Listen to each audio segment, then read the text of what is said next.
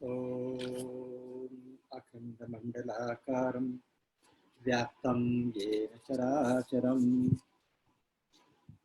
तत्पदं दर्शितं येन तस्मै श्रीगुरुवे नमः। वसुदेवसुतं देवं कंसचाणूरमर्दनं देवकी परमानन्दं कृष्णं वन्दे जगद्गुरुम्। कार्पण्यदोषोपहतः स्वभावः पृच्छामि त्वां धर्मसम्मूढचेताः। यच्छ्रेयस्यान्निश्चितं ब्रूहि तन्मे शिष्यस्तेऽहं शाधिमां त्वां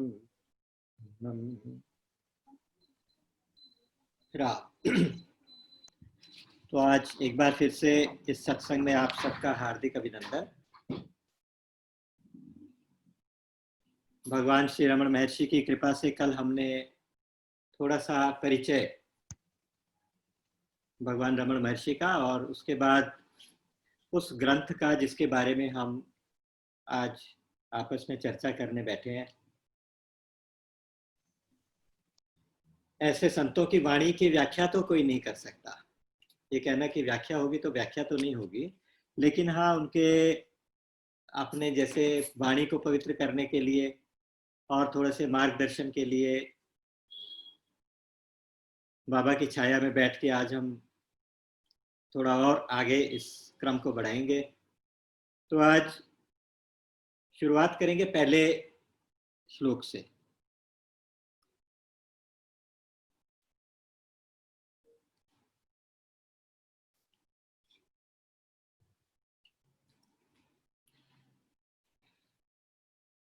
पहला श्लोक आ गया।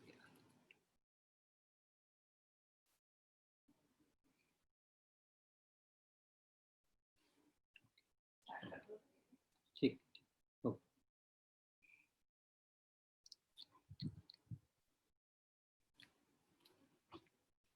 पहला श्लोक है कर्तुराज्ञया प्राप्यते फलम कर्म किम परम कर्म तज्जड़म।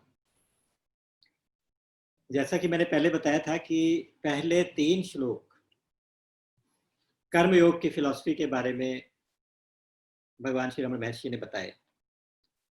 पहले श्लोक में कहा कर्तु आज्ञया प्राप्यते फलम कर्म किम परम कर्म तत् जड़म। इसका मतलब कर्तुराज्ञया का मतलब होता है कर्ता की आज्ञा से, कर्ता की आज्ञा से प्राप्यते फलम, फल की प्राप्ति होती है। कर्म किम परम, ये क्वेश्चन है कि क्या कर्म ही सब कुछ है, सबसे बड़ा कर्म ही है? कर्म में क्या इतनी शक्ति है कि वो अपना फल अपने आप निर्धारित करे? आपको याद होगा कि कल हमने इस ग्रंथ के बैकग्राउंड के बारे में जो बात की थी, तो उसमें ये था कि कुछ ये ब्राह्मण लोग जो कर्मकांड में बहुत विश्वास करते थे, उनका ये दृढ़ विश्वास था कि कर्म ही सब कुछ है। जैसा हम कर्मकांड में जिस तरह का अनुष्ठान कर लेंगे, जिस तरह की कोशिश करेंगे, तो अपनी मर्जी से उस फल की प्राप्ति कर सकते हैं। उनके उस डाउट को दूर करने के लिए भगवान शिव खुद प्रकट हुए थे और उन्होंने ये उपदेश दिया था।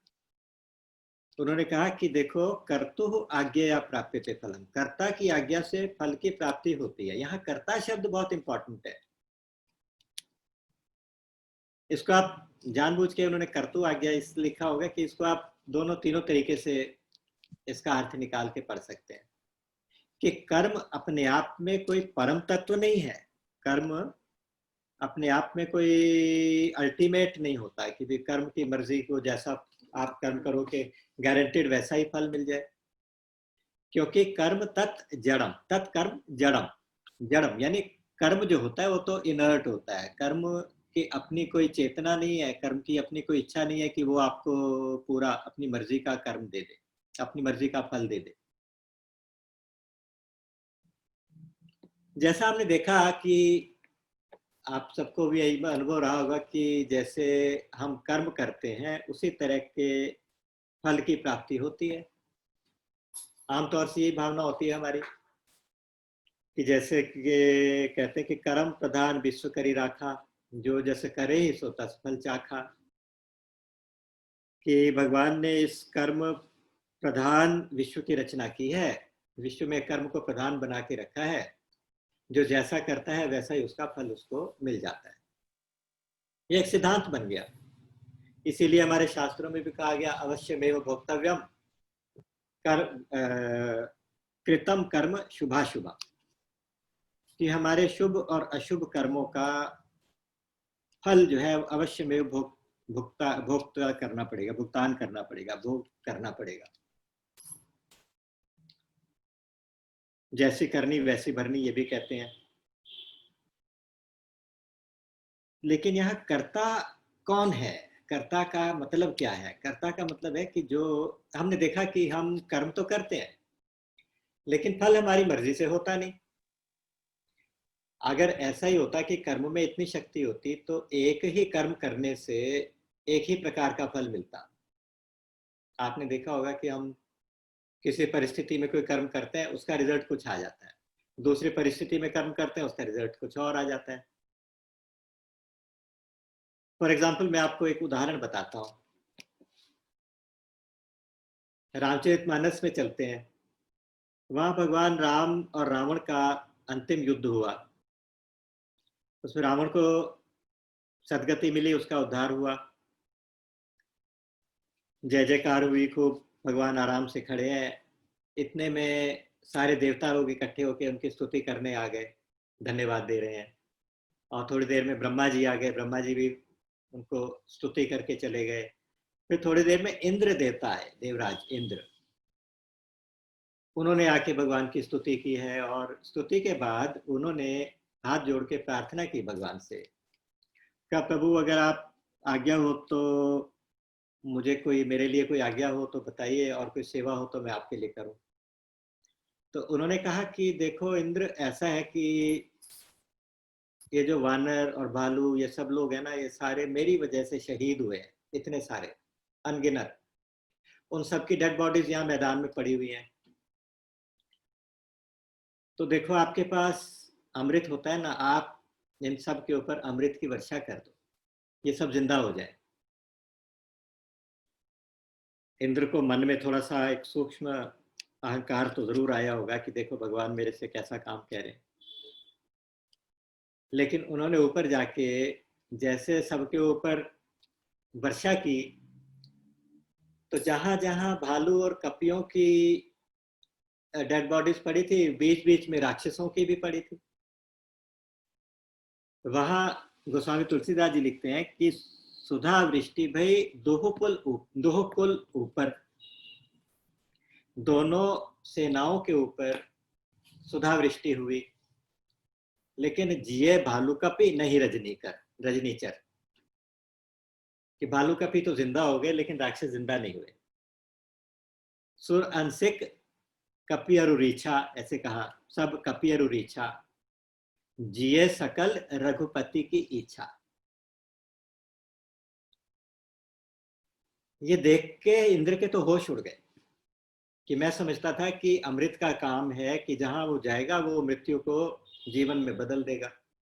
लेकिन यहाँ पे क्या हुआ कि अमृत ने आधे लोगों को जीवित किया, आधे लोगों को नहीं किया। उसके पीछे कारण क्या बताया कि उसके पीछे कारण था कि भगवान की जैसी मर्जी, उनकी मर्जी की उन्होंने भालू कपियों को जीवित करना था। केवल शक्र को, केवल इंद्र को बढ़ाई देनी थी, बस देखो तुम्हारे माध्यम से कर रहा हूं। और मैं तो कहता हूँ बढ़ाई क्या देनी थी, उसको शिक्षा देनी थी। शिक्षा ये देनी थी कि तुम समझते हो कि तुम्हारे पास ऐसा अमृत है जिससे तुम, अमृत का काम यह है कि वो जीवन प्रदान करे, तो ऐसा नहीं है, जीवन प्रदान करने वाला कोई और है। हर कर्म अपने आप में कुछ नहीं कर सकता, क्योंकि कर्म तो जड़ है। कर्म अपने आप में कुछ नहीं कर सकता, क्योंकि उसके पीछे इतने सारे फैक्टर्स लगते हैं। हमने यहाँ सत्संग में आके हम सुनना चाहते हैं, तो उसमें कितने सारे फैक्टर्स काम करेंगे तब हम आके यहाँ बैठेंगे और सत्संग सुनेंगे। नहीं तो कहीं ना कहीं किसी ना किसी जगह पे कोई ना कोई रुकावट भी आ सकती है। तो कहने का मतलब ये हुआ कि इसका मतलब यह है कि कर्म का क्या फल होगा, कौन से कर्म का किस समय किस परिस्थिति में कैसा फल होगा, ये निर्धारित करना किसी और शक्ति का काम है। वो शक्ति परमात्मा है, वो शक्ति भगवान है, वो शक्ति ईश्वर है। और उस शक्ति की वो जैसा करे। एक चीज और, आपको एक उदाहरण और देता हूं। भरत जी चित्रकूट में भगवान राम को मनाने गए थे, गुरु वशिष्ठ जी साथ में थे। तो जब पहली रात जाके रुके तो सारी रात नींद नहीं आई उनको, सोचते रहे क्या करें क्या करें कैसे करें। और सुबह उठते ही गुरुजी ने एक मीटिंग बुला के सबसे को ये बता दिया कि देखो, जिन्हें तुम राम को साधारण समझ रहे हो तो साधारण व्यक्ति नहीं है, ये तो परम ब्रह्म है जो अवतार लेके आए हैं, कुछ काम करने के लिए आए। अब उनकी जैसी मर्जी होगी उस मर्जी को कोई भी टाल नहीं सकता। ईस रजाई इस शीश सब ही के। उन्होंने एक तरह से फैसला सुना दिया कि भाई अब मर्जी तो सिर्फ राम की चलेगी। तो वहां पे भरत जी ने गुरु जी के थोड़ा सा और ऊपर रखते हुए कहा था, तो मुझे याद है उन्होंने कहा था, जन्म हेतु सब कह पितु माता, कर्म शुभाशुभ देई विधाता। जन्म तो माँ बाप देते हैं, लेकिन जो शुभ और अशुभ कर्मों का फल है वो विधाता ही देते हैं, वो भगवान ही देते हैं। हालांकि उन्होंने बाद में कहा कि तुमने तो गुरुजी को कहा कि आपने तो एक बार विधाता की गति को भी रोक दिया था, तो आप प्लीज मेरे लिए भी कुछ करो। लेकिन गुरुजी ने अपना फैसला सुना दिया था, ईस रजाई सीच सब ही को। फिर कहा था कि अब ये सुन लो और फिर सारे सियाने मिलके जैसा तुम्हारी मर्जी हो वैसे करो। कहने का मतलब है कि वो भगवान मानने आए तो मानेगा, नहीं मानना तो नहीं मानेगा। एक और जगह ऐसा प्रसंग आपको बताता हूँ। उसके एक दिन के बाद, जब ये भरत जी का ये वाला प्रसंग हुआ था, तो उसके एक दिन के बाद जनक जी भी आ गए थे अपने परिवार के साथ। और रात को जनक जी की पत्नी सुनैना जी दशरथ जी की रानियों के महल में, उनके कैंप में गई थी अफसोस करने के लिए दशरथ जी का। तो शाम को फिर उनकी जो आपस में बातचीत हो रही थी, तो वहां पे कौशल्या जी ने कहा था, कठिन कर्म गति जान विधाता। कर्म की क्या गति है तो बहुत कठिन है भाई, ये तो विधाता ही जानते हैं। जो शुभ अशुभ कर्म फल दाता, शुभ और अशुभ कर्मों के फल के दाता विधाता ही है भाई, भगवान ही है। विधाता कहो, भगवान कहो, ब्रह्मा जी कह दो, भगवान कह दो। कर्म में अपनी शक्ति नहीं, शुभ या अशुभ कर्म में अपनी शक्ति नहीं है कि वो अपनी मर्जी का फल निर्धारित करे। यही बात यहाँ पे भगवान रमण ने कही है कि कर्तु आज्ञया प्राप्यते फलम। कर्म किम परम, कर्म कोई परम है? कर्म तत् जड़ा, कर्म तो जड़। यही बात भगवान ने अपने मुंह से भी कही। एक बार जब भगवान राज्याभिषेक हो जाने के बाद अपने भाइयों के साथ उपवन में कहीं सैर करने गए, वहां बैठे थे बड़ी शांति से, आपस में कुछ चर्चा चल रही थी। इतने में सनकादिक ऋषि आ गए, सनकादिक मुनि। तो भगवान ने उठ के खड़े होकर उनका स्वागत किया, अपने भाइयों के सहित उनको प्रणाम किया और उनको बैठने के लिए अपना पीतांबर उतार के आसन की तरह बिछा के दिया, इतना आदर किया। उन्होंने भी भगवान की स्तुति की, कुछ सत्संग चर्चा हुई, सब कुछ हुआ, उसके बाद वो चले गए। अब भरत जी ये सोच रहे हैं कि हमारे भैया तो राम तो भगवान है, ये इनका इतना आदर कर रहे हैं, ऐसी क्या बात है? पूछ नहीं पा रहे संकोचवश। भगवान तो सब जानते हैं, भगवान समझ गए। उन्होंने कहा कि क्या बात है भरत भैया, क्या कुछ पूछना चाहते हो? बोले कि मैं पूछना चाहता हूँ कि आपने इनका इतना आदर किया, उसका कोई विशेष कारण? कहते कारण यही है कि ये संत है। अच्छा, फिर संत कौन होते हैं, ये प्रश्न उठा। तब भगवान ने वहां संत और असंत उन दोनों का वर्णन करके बताया कि संत कैसे होते हैं और जो असंत होते हैं वो कैसे होते हैं। तो वहां उन्होंने कहा कि जे नर शरीर धरी जे नर पीरा, करही ते सह ही महाभव वीरा। असंतों का वर्णन करते हुए कहा, जो संत नहीं है उनका वर्णन करते हुए कहा कि मनुष्य का शरीर धारण करके जो दूसरों को कष्ट पहुंचाते हैं, मोहवश पाप करते हैं, अज्ञानी हैं, स्वार्थवश अपना परलोक भी नाश करते हैं, इस तरह का 2-3 चौपाइयां एक साथ हैं। उनका कहा कि काल रूप तिनके मैं भ्राता, शुभ और अशुभ कर्म फल ताता, कि उन ऐसे लोगों का, ऐसे दुष्टों का मैं काल रूप में हूं, काल के रूप में आ जाता हूं और उनको शुभ और अशुभ कर्मों का फल प्रदान करता हूं। अच्छा, गीता जी में देख लीजिए, 16वें अध्याय में 18 और 19 नंबर का श्लोक है। अहंकारम बलम दर्पम कामम क्रोधम च संश्रिताः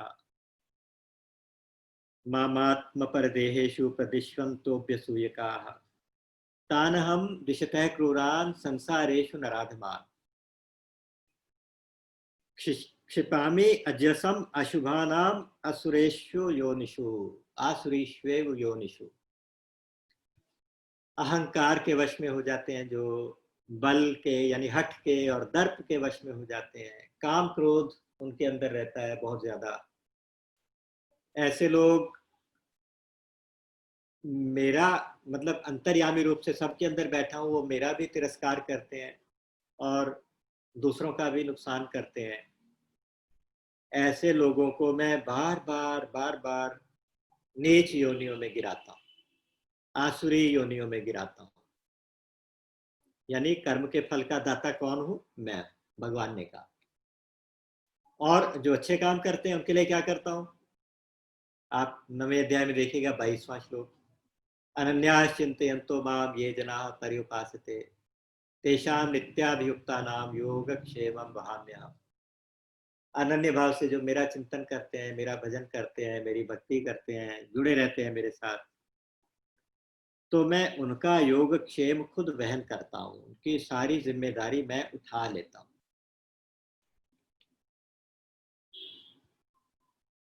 एक जगह और देख लीजिए गीता जी में, 7वें अध्याय में आ जाइए। 7वें अध्याय में उन्होंने कहा कि यो यो याम याम तनुम भक्तः श्रद्धयार्चितुम इच्छति तस्य तस्याचलां श्रद्धां तामेव विदधाम्यहम् स तया श्रद्धया युक्तस्तस्याराधनमीहते लभते च ततः कामान् मयैव विहितान् हितान्, मयैव विहितान् हितान्। इसका मतलब ये है कि जो जो व्यक्ति अगर किसी किसी देवता की सकाम भाव से उपासना करते हैं, मान लीजिए, मुझे कोई ऑब्जेक्शन नहीं होता, मैं तो उस देवता में उसकी श्रद्धा को और बढ़ा देता हूं ताकि इसके कामना की पूर्ति जल्दी हो। अच्छा, फिर उसमें उन देवताओं की उपासना से उसको कामनाओं की पूर्ति भी हो जाती है। लभते च ततः कामान, उन कामनाओं को प्राप्त कर लेता है वो।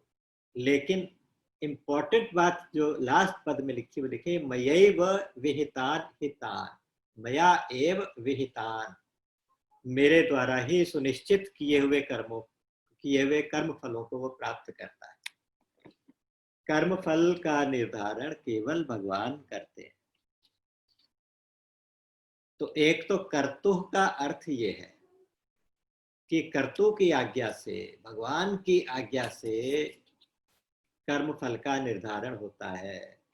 कर्म कर्म अपने आप में इतना समर्थ नहीं होता कि वो कोई फल अपने सुनिश्चित कर सके कि मैं ऐसा कर्म करूंगा तो ऐसा ही फल पाऊंगा, जरूरी नहीं। आप ऐसे सैकड़ों उदाहरण भरे पड़े होंगे, सैकड़ों उदाहरण होंगे, अपने जीवन में भी होंगे, दूसरों के जीवन में भी होंगे, शास्त्रों में तो भरे ही पड़े हैं कि आप देखिएगा कि किसी परिस्थिति में किसी कर्म का कोई फल मिला, दूसरी परिस्थिति में उसी कर्म का कोई और फल मिल गया। और हर एक के पीछे कोई ना कोई लॉजिक, हर एक का पीछे कोई ना कोई कारण दिखाई दिया। आप जरा दूसरे भाव से सोच के देखते हैं इसको, इसी श्लोक के अर्थ को एक दूसरे भाव से सोच के देखते हैं।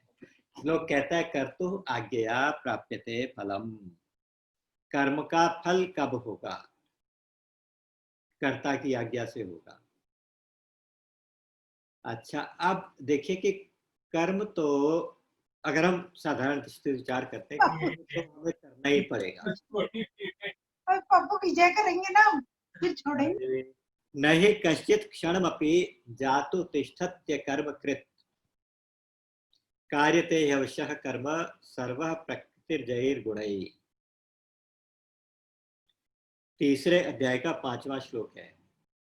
बहुत क्लियर कट भगवान ने कहा है कि देखो भाई, तुम एक क्षण के लिए भी, नॉट फॉर सिंगल मोमेंट, आप कभी भी कर्म किए बिना रह नहीं सकते। कर्म तो करना पड़ेगा, नहीं तो होता रहेगा आपसे। इनवॉलेंट्री एक्शंस तो होते ही रहेंगे, है ना। आप बिल्कुल समाधि लगा के चुप करके बैठ जाओगे, दिल तो धड़कता रहेगा, खाना तो पचता रहेगा, नींद तो आती रहेगी, ये सारे भी तो कर्म हो रहे हैं। या अगर मन आपके कंट्रोल में नहीं है तो मन तो कुछ सोचता ही रहेगा, मन से भी कर्म होता है। क्योंकि हमारे शास्त्रों में लिखा गया कि कर्म जो होता है 3 जगह से होता है। शरीर से होता है, वाणी से होता है और मन से होता है। शरीर से, वाणी से, मन से कहीं ना किसी कर्म तो करना पड़ेगा। नहीं कश्चित क्षणमपि जातु तिष्ठत्य कर्म कृत्। एक क्षण के लिए भी कर्म किए बिना नहीं रह सकते। और ये भी सुनिश्चित है कि भाई जैसा कर्म होगा वैसा ही फल भी होगा। वैसा फल भी होगा, चाहे वो भगवान डिसाइड करे चाहे जो भी करे, लेकिन कर्म होगा तो फल तो होगा। अनिष्टम इष्टम मिश्रम च त्रिविधम कर्मणा फलम भवत्य त्याग नाम। कहते हैं कि जो अत्यागी होते हैं उनके लिए तो कर्म फल जरूर होता है। अत्यागी मतलब जो त्याग नहीं करते, उनके लिए तो कर्म फल जरूर होता है। न तो सन्यासी नाम क्वचित, लेकिन जो सन्यासी होते हैं, जो त्यागी हो जाते हैं, उनके लिए नहीं होता। अच्छा, तो त्यागी फिर किसको कहते हैं? कहते हैं कि यस्तु कर्म फल त्यागी स त्यागी त्यविधीयते। इससे पहले श्लोक में 11वें में, 18वें अध्याय का 11 और 12 श्लोक है। यानी जो कर्म फल का त्यागी है वो त्यागी है। उस त्यागी के लिए कर्म का फल नहीं होता। ना तो इष्ट फल होता है, ना अनिष्ट फल होता है, ना मिश्रित होता है। यानी अच्छा बुरा या मिश्रित कुछ भी कर्म फल अब और मरने के बाद कभी भी नहीं होता। इसका मतलब तो ये चाबी मिल गई कि कर्म तो करें लेकिन फल ना मिले। एक्चुअली ऐसा होता ही है।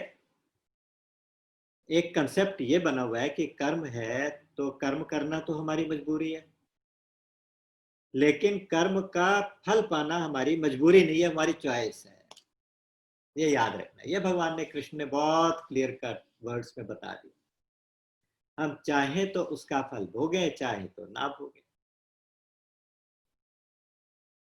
क्योंकि बंधन किससे होता है? फले सक्तो निबध्यते। फल में आसक्ति से बंधन होता है। ये सूत्र है, ये याद रखने वाला सूत्र। कर्म फल में अगर बहुत ज्यादा अटैचमेंट है कि हमें यही कर्म फल चाहिए, यही चाहिए, यही चाहिए, तो फिर बंधन होता है। जहां बंधन होता है, कर्मणा बध्यते जंतु। कहते हैं ना, कर्मणा बध्यते जंतु।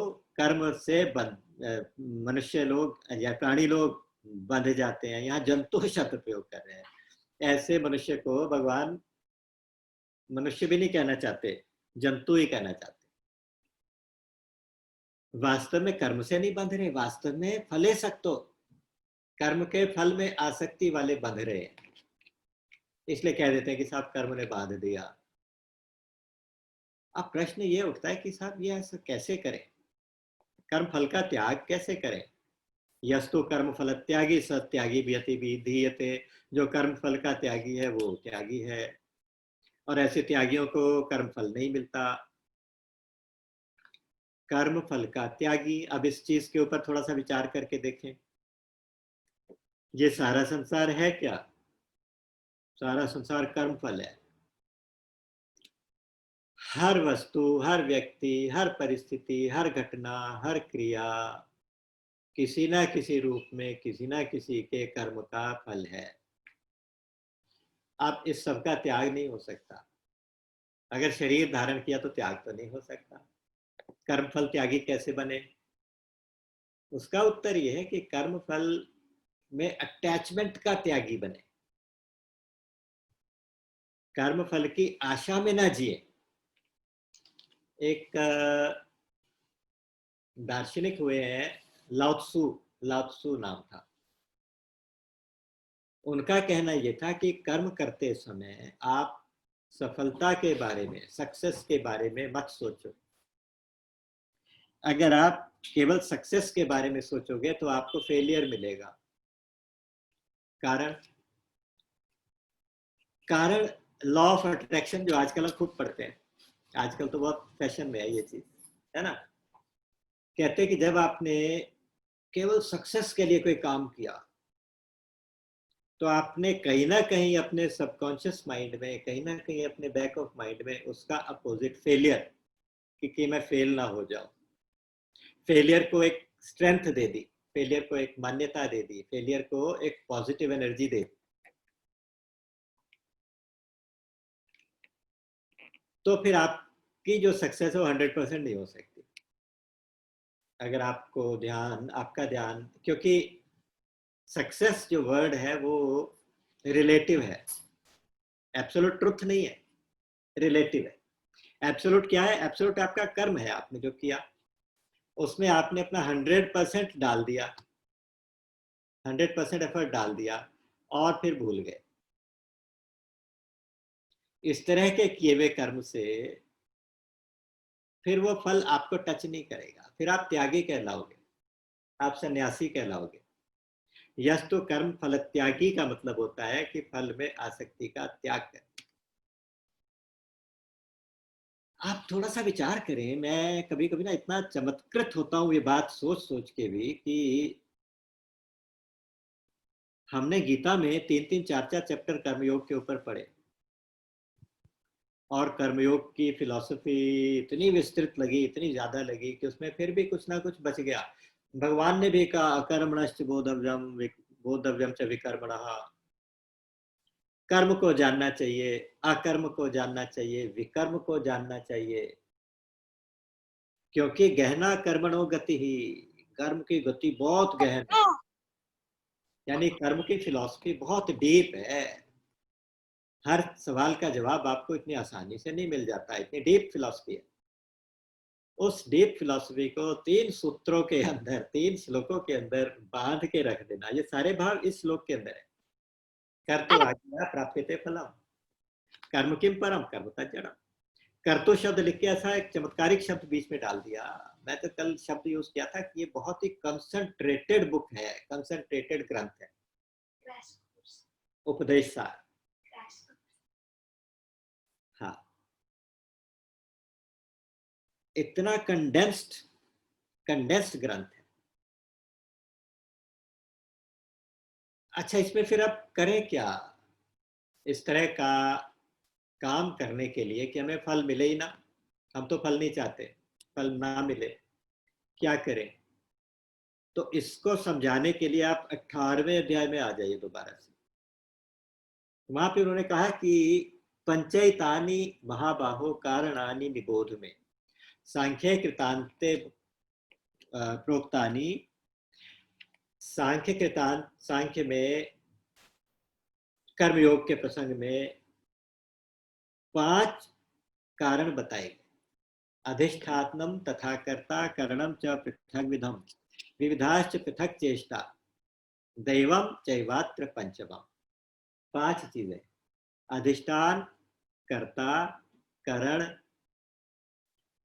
चेष्टा, विविध प्रकार की चेष्टाएं यानी मूवमेंट्स, और एक दैव यानी पूर्व जन्म के संस्कार, आपके प्रारब्ध में जो संस्कार, ये पांचों अगर मिलेंगे, शरीर वांग मनोभिर्यत कर्म प्रारभते न रहा, शरीर से, वाणी से, मन से जो भी कर्म आप करेंगे, न्यायम व विपरीतम व, चाहे अच्छा कर्म करेंगे या बुरा कर्म करेंगे, कोई भी कर्म न्याययुक्त होगा या विपरीत होगा,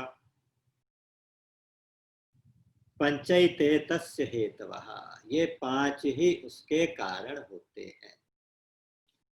अधिष्ठान भी जरूर चाहिए, शरीर है ना, अधिष्ठान कर्म के संदर्भ में शरीर अधिष्ठान, कर्ता,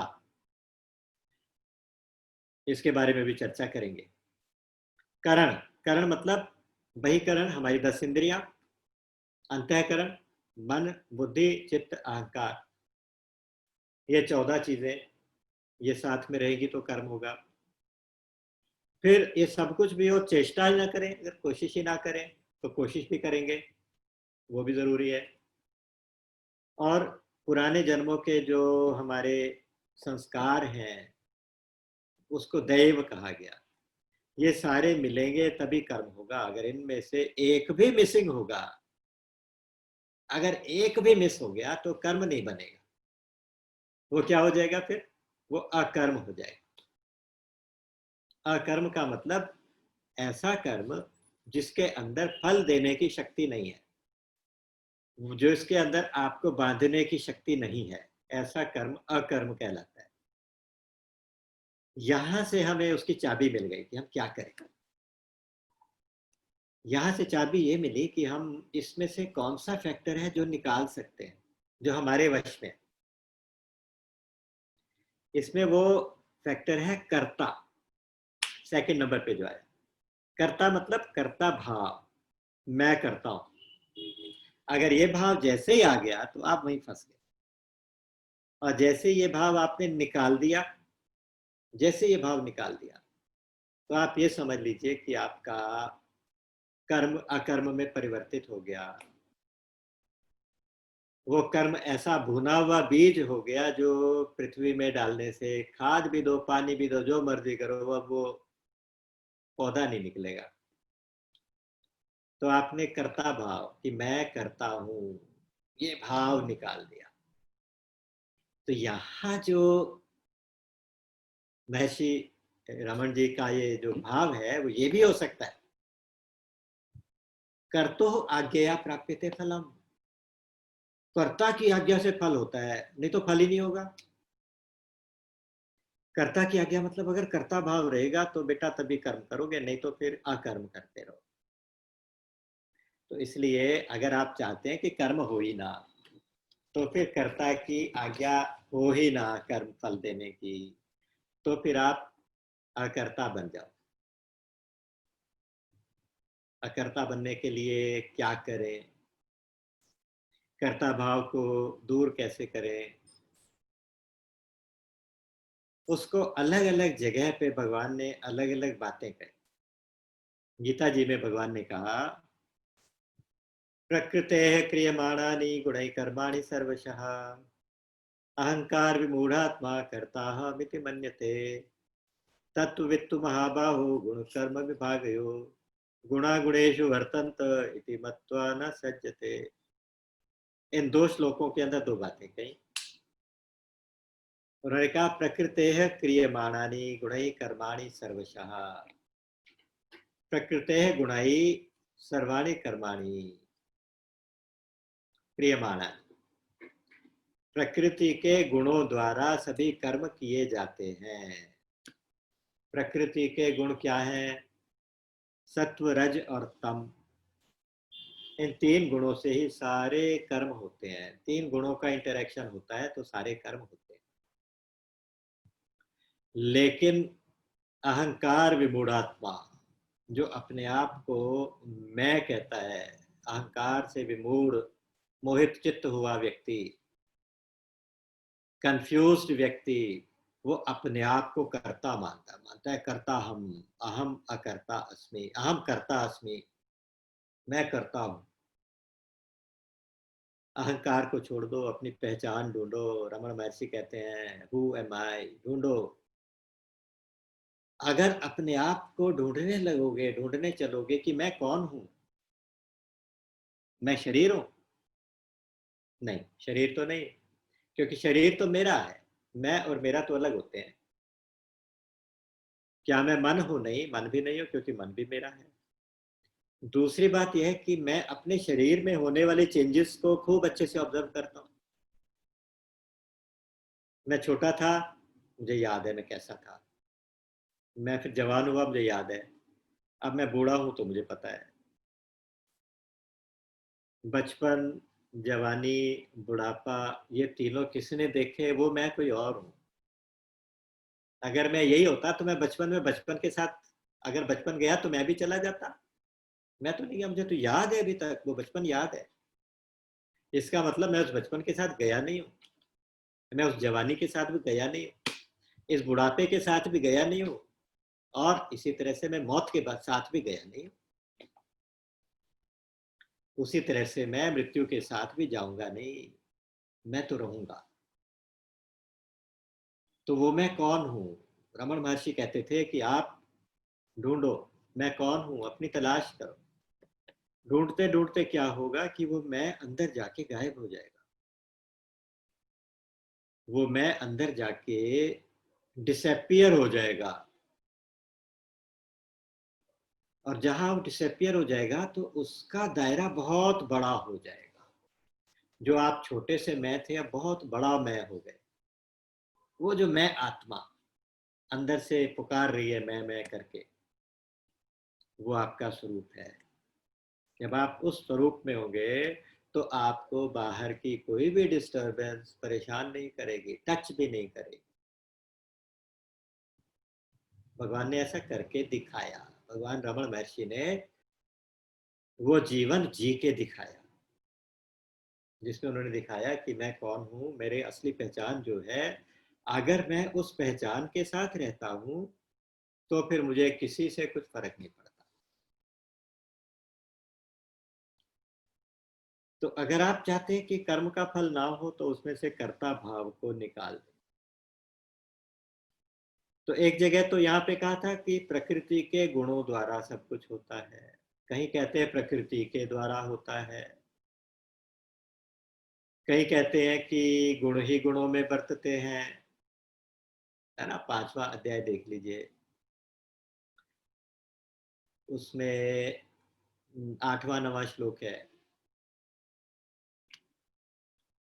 नैव किंचित करोमीति युक्तो मन्येत तत्ववित्, पश्यन् शृण्वन् स्पृशन् जिघ्नन् अश्नन् गच्छन् स्वपन् श्वसन्, प्रलपन् विसृजन् विगृह्णन् उन्मिषन् निमिषन्नपि, इंद्रियाणि इंद्रियार्थेषु वर्तन्त इति धारयन्। इंद्रिया इंद्रियों के अर्थों में, अर्थात इंद्रियां अपने विषयों में बरत रही है, मैं तो कुछ नहीं करता। चाहे आप ये समझ लें कि प्रकृति के गुण गुणों में बरतते हैं, चाहे आप ये समझ लीजिए कि इंद्रियां अपने विषयों में बरतती हैं, उनसे मेरा कुछ लेना देना नहीं है, चाहे आप ये समझ लें कि भगवान ही करते हैं जो कुछ करते हैं, मेरा कुछ लेना देना नहीं है, चाहे आप ये सोच लीजिए कि वो 5 कारण जो बताए थे वही 5 कारण आपस में मिलके कर रहे हैं, उसमें मेरा उनसे कोई लेना देना नहीं, उन पांचों से मेरा कोई लेना देना नहीं है। आप देख लीजिए, ध्यान से देख लीजिए, ना तो इस अधिष्ठान से मेरा कोई लेना देना है, मैं कुछ, मैं ये नहीं हूं, मेरी पहचान ये है ही नहीं। करता करता मैं हूं नहीं, चेष्टाओं से चेष्टाएं तो हो रही हैं, और जो दैव है वो पहले से निर्धारित हुआ हुआ है, उससे मेरा क्या लेना देना। उसी तरह से अगर आप देखेंगे तो जहां जहां जिस जिसको कर्ता बताया गया, पूरी गीता छांट के देख लीजिए, 4-5 जगह 4-5 लोगों को, 4-5 तत्वों को कर्ता बताया, लेकिन बार बार ये भी याद दिलाया कि आप अकर्ता है, आत्मा अकर्ता है, आत्मा कुछ करता नहीं है। अध्यात्म रामायण में प्रसंग आता है, राम हृदयम, बाल कांड में पहला चैप्टर है, उसमें दरबार लगा हुआ है, हनुमान जी पूछ नहीं रहे, बस बार बार भगवान राम को देख रहे। अच्छा, भगवान तो सब जानते हैं, मन की पढ़ लेते हैं, उन्हें लगा कि हनुमान मेरा तत्व जानना चाहता है, पूछना चाहता है कि भाई देखो, जब से भगवान के साथ हमारी मुलाकात हुई उसके बाद की सारी लीलाएं तो हमने देखी, हनुमान जी सोच रहे, लेकिन जब तक हम नहीं मिले तो वो जो ललित लीलाएं, अच्छी लीलाएं हुई होंगी, आपका जन्म हुआ होगा, जन्मोत्सव हुआ होगा, फिर जब आप विश्वामित्र जी के साथ गए तो ताड़का वध किया होगा, विश्वामित्र जी के यज्ञ की रक्षा की होगी, धनुष यज्ञ कैसा हुआ होगा, वो सारी इतनी इंपॉर्टेंट लीलाएं हमारे से मिस हो गई, वो ये सोचे। तो भगवान आपने कैसे की होंगी, ऐसा मन ही मन प्रश्न पूछ रहे हैं। तो भगवान खुद उत्तर नहीं देते। भगवान जानकी जी की तरफ इशारा करते हैं, उनसे कहते हैं कि हनुमान जी मेरे तत्व के बारे में पूछना चाहते हैं, आप इनको समझाओ। अगर आप पढ़ के देखें तो इतना गूज बम्प्स खड़े होते, ऐसा लगता है कि अरे ये क्या हो रहा है। जानकी जी कहते हैं कि आप जिनसे बात कर रहे हो ये तो कुछ नहीं करते, अकर्ता है। लोग तो इनके ऊपर कर्ता भाव जबरदस्ती आरोपित करते हैं, जबरदस्ती इनको करने वाला मानते हैं। जो कुछ करती है वो मैं करते हूँ। इनका जो जन्म का प्रसंग है, इनका जो नामकरण का प्रसंग है, विश्वामित्र जी के यज्ञ की रक्षा का प्रसंग है, अहिल्या उद्धार का प्रसंग है, धनुष यज्ञ का प्रसंग है, विवाह का प्रसंग है, वो सारी क्रियाएं मैंने की अप टू दशरथ वध और राज्याभिषेक। जानकी जी कहते हैं वो सब मैंने की है, इन्होंने कुछ नहीं किया। मयाध्यक्षेण प्रकृति ही सूयते सचराचरम। भगवान ने कहा मेरी अध्यक्षता में प्रकृति ही सारे चराचर जगत की रचना करती है, यही सब कुछ करती है। इन्हीं से सारे जगत का प्रवृत्ति हो, सारी दुनिया का काम सारा का सारा उस वजह से चलता है। हेतुनानेन कौन्तेय जगत विपरिवर्तते। अगर रामचरितमानस में देखते हैं, वाल्मीकि जी ने भी भगवान राम को पहचान लिया था। उन्होंने कहा कि आप तो मालिक हैं, आप तो स्वामी हैं। श्रुति सेतु पालक राम तुम जगदीश माया जानकी, जो सृजति जग पालती हरति, रुख पाई कृपा निधान की। कि हे प्रभु आप तो धर्म की मर्यादा, वेदों की मर्यादा रखने वाले राम हैं, आप तो सबके मालिक हैं। और ये आपकी माया है जो साथ में जानकी जी है, ये आपकी माया है जो सारे संसार का सृजन भी करती हैं, रचना करती हैं, पालन भी करती हैं। उद्भव स्थिति संहार कारणी से क्लेशारणी, उद्भव स्थिति संहार तीनों करती है। अलग अलग शक्तियां नहीं हो, एक ही शक्ति है जो सब कुछ करती है। लेकिन करती कैसी है? सृजति जगपालती हरति, रुख पाई कृपा निधान। कृपा निधान भगवान की मर्जी से करती। तो आप ये समझे भगवान ने किया, वो करता है, एग्रीड। आप कहे प्रकृति करती है, वो करता है, शक्ति उनकी माया करती है, ठीक है। गुण गुणों में बरतते हैं, ये भी ठीक है। इंद्रियां इंद्रियों के अर्थों में विचरण कर रही हैं, उससे क्रियाएं होती हैं, तो ये भी ठीक है, सब कुछ ठीक है। मतलब यह है कि मैं कुछ नहीं करता, मैं कुछ नहीं करता। अकर्ता हम अभोक्ता हम अहमेवा हम अव्ययः, प्रज्ञानाघन एवाहम विज्ञानाघन सर्वदा।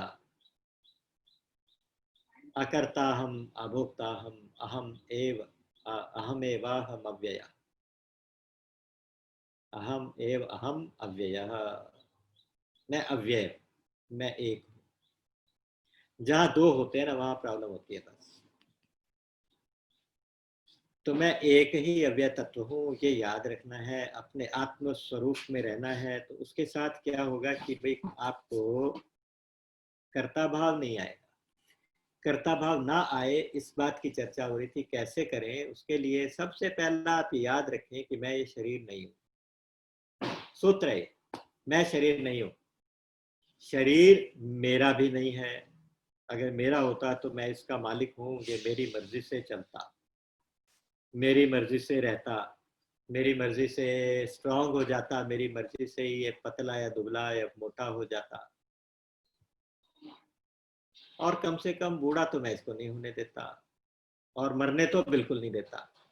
क्यों? अगर मैं इसका मालिक, इसका मतलब मैं इसका मालिक नहीं हूँ, ये मेरा नहीं है। शरीर मैं नहीं हूँ, शरीर मेरा नहीं है।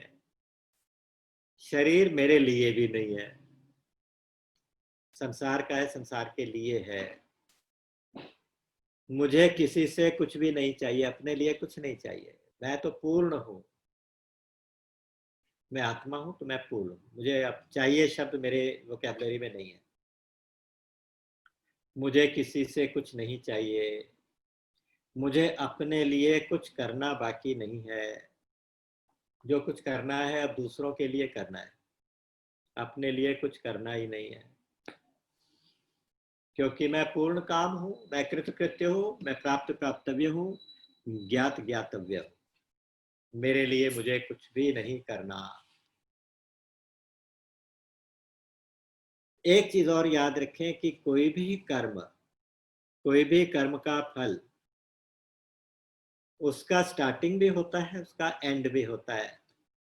इसलिए वो कर्म और फल दोनों अशाश्वत है, शाश्वत नहीं, नाशवान है। कर्म भी, कर्म का फल भी।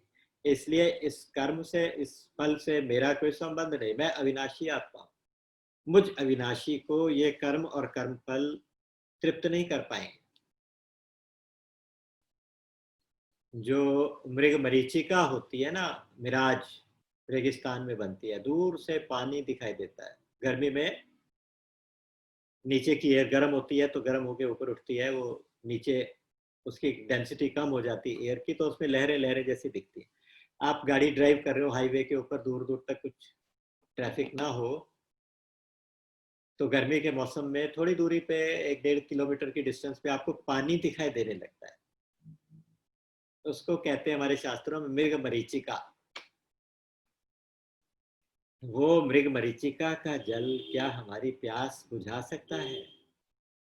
बिल्कुल नहीं।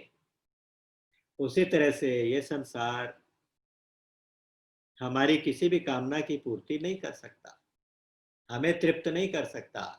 हम तो ऑलरेडी तृप्त ही हैं, और ये सब कुछ तो मृग मरीचिका जैसा है। तो साहब, इस चीज को हमने याद रखना है, इससे हमारा कर्तापन जाएगा। कर्तापन ना जाके कर्ता फल की आज्ञा नहीं देगा।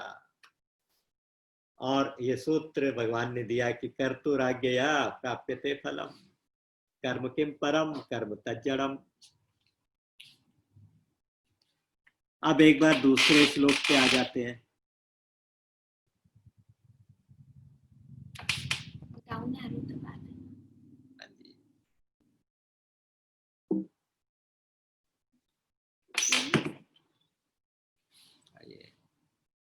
हाँ,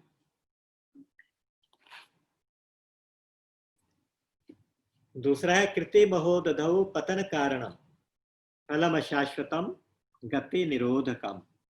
इसका अर्थ ये है, कृति का मतलब है एक्शन, कृति का मतलब है एक्शन, कर्म। महोदधौ को अगर तोड़ के देखते हैं तो इसका मतलब होता है महा उदधौ। उदधि शब्द का मतलब होता है संस्कृत में सागर। तो महा उदधौ अर्थात महासागर में, कौन सा महासागर? कृति का, कर्म का महासागर है। उसमें पतन कारणम, ये पतन का कारण होता है क्या? अशाश्वतम फलम, फलम अशाश्वतम, म में अ जुड़ा हुआ है ना, तो फलम अशाश्वतम अर्थात अशाश्वत फल। अशाश्वत कभी ना रहने वाला, हमेशा ना रहने वाला। और ये फल करता क्या है? गति निरोधकम, हमारी स्पिरिचुअल प्रोग्रेस को बाधा पहुंचाता है, रोक देता है, उसमें निरोध करता है, हमारी गति को निरोध करता है। गति क्या है? जीव की एक ही यात्रा है, जब से जीव बना है आदि काल से, और जब से परमात्मा है आदि काल से, तब से क्या है कि एक रेस लगी हुई है कि इस जीव ने परमात्मा तक पहुंचना है।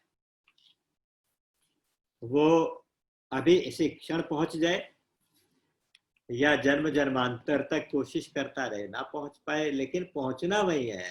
उसका यात्रा पूरी तभी होगी जब ये जाके अपने सोर्स के साथ मिलेगा।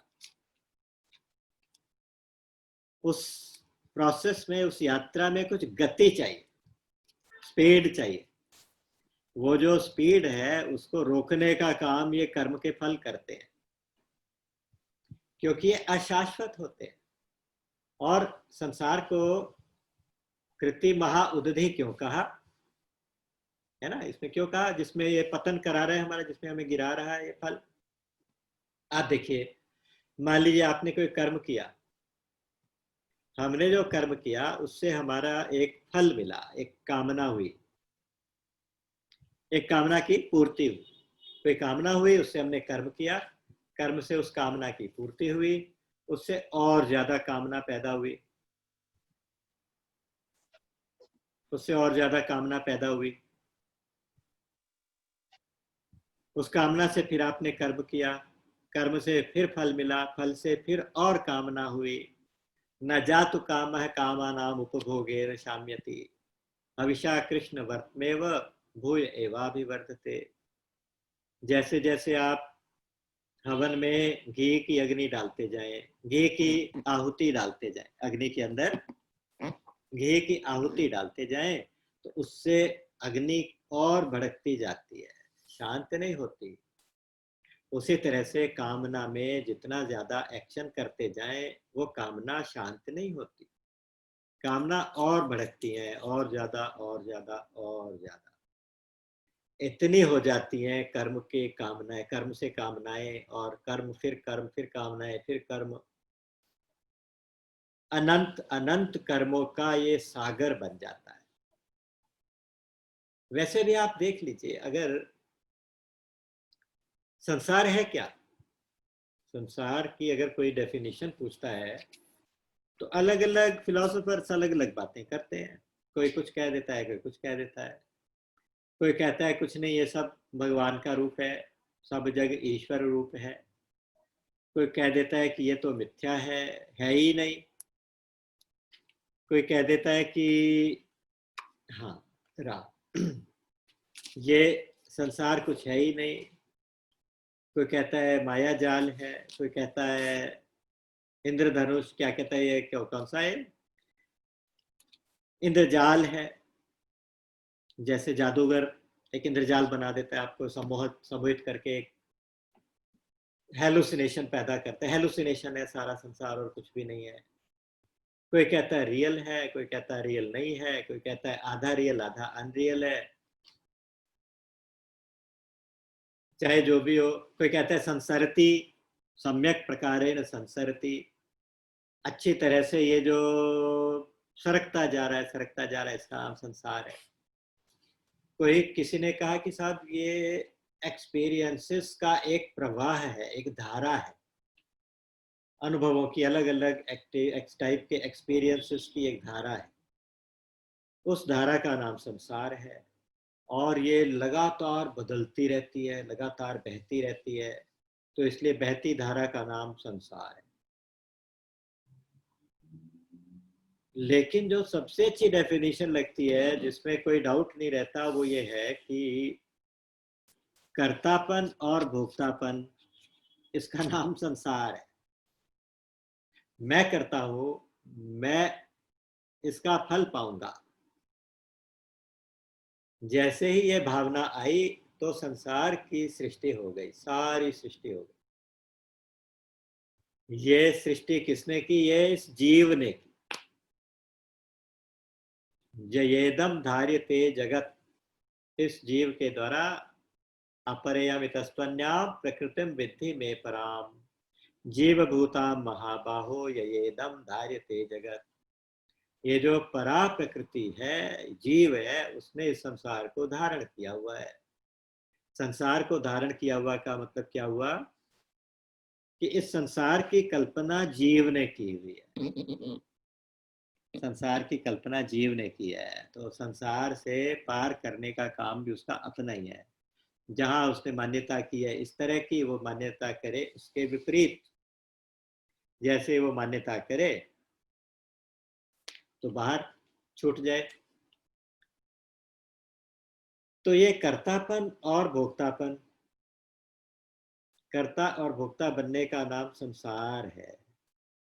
और ये कर्तापन भोक्तापन इतना ज्यादा विशाल है, इतने चारों तरफ फैला हुआ है कि ये संसार सागर जैसा है। इसलिए भव सागर भी कह देते हैं, संसार सागर भी कह देते हैं, और हमारे भगवान श्री रमण महर्षि ने इसको कृति महासागर कहा, कर्म का महासागर। तो ये जो अशाश्वत फल है, कभी ना रहने वाले फल, कर्म फल, फलम अशाश्वतम, देखिए फलम अशाश्वतम, ये कृति महा उदधि के अंदर पतन का कारण बनते हैं। यानी हम उनमें उस संसार के सागर में गिर जाते हैं। हमें लगता है कि ये काम मैंने किया, मैं करता हूं, तो अब मुझे इसका फल मिलना चाहिए, अब मैं भोगता हूं। अब मैं भोक्ता बना तो उसका भोक्ता बनने का फल मिलेगा, उसका फल मिलेगा तो मैं और कर्म करूंगा, और कर्म करूंगा तो और भोक्ता बनूंगा। तो ये एक साइकिल चलता रहेगा। चलता रहने से मैं इस संसार सागर में डूबता उतराता, गोते खाता, बिलबिलाता, मदद के लिए पुकारूंगा।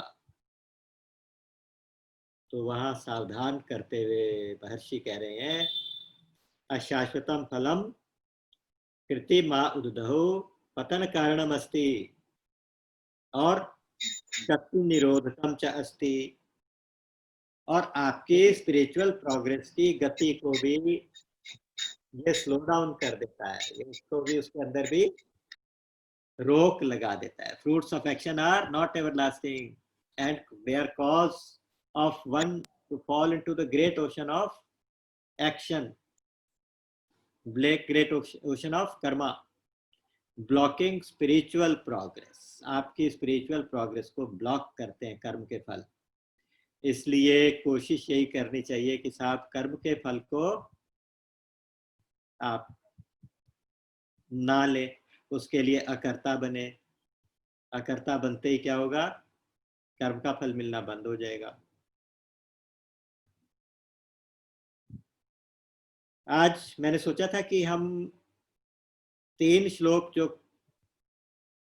कर्मयोग के 3 श्लोक हैं महर्षि के, उनमें थोड़ा सा गोता लगाएंगे, थोड़ा सा स्नान करेंगे, थोड़ा सा महर्षि की कृपा का पात्र बनेंगे। लेकिन समय, घड़ी तो कुछ और कह रही है। घड़ी तो कह रही है कि अब यहाँ विराम दे देना चाहिए, क्योंकि अगर जल्दी जल्दी में किया तो फिर मुझे तो मज़ा नहीं आएगा। मैं तो चाहता हूँ कि इसमें जितना हो सके डूब के थोड़ा सा आनंद लेना चाहिए। बाकी इतना मैं ज़रूर कह सकता हूँ, दोबारा से उस चीज़ को फिर से रिपीट कर रहा हूँ कि साहब ये भगवान श्री रमण महर्षि के सूत्रों की व्याख्या नहीं है, नहीं है, नहीं है। ये सिर्फ संतों से जो कुछ सुना, कुछ इधर उधर से सुना, ये सिर्फ उसकी चर्चा अपने आत्मशुद्धि के लिए है। और मुझे किसी को कुछ पढ़ाना नहीं, किसी को कुछ सिखाना नहीं, किसी को कुछ प्रदर्शित नहीं करना। मुझे केवल इसमें खुद आनंद के गोते लगाने हैं। उसके लिए भगवान की कृपा हम पर बनी रहे और हमें सत्संग मिलता रहे। इस बात से बस इतना ही कहूँगा कि राम अमित गुण सागर, थाह कि पावहि कोई, संतन सन जस किछु सुनेऊ, तुम ही सुनायो सोई। बोले गीता गोपाल की जय, सच्चिदानंद भगवान की जय। राम।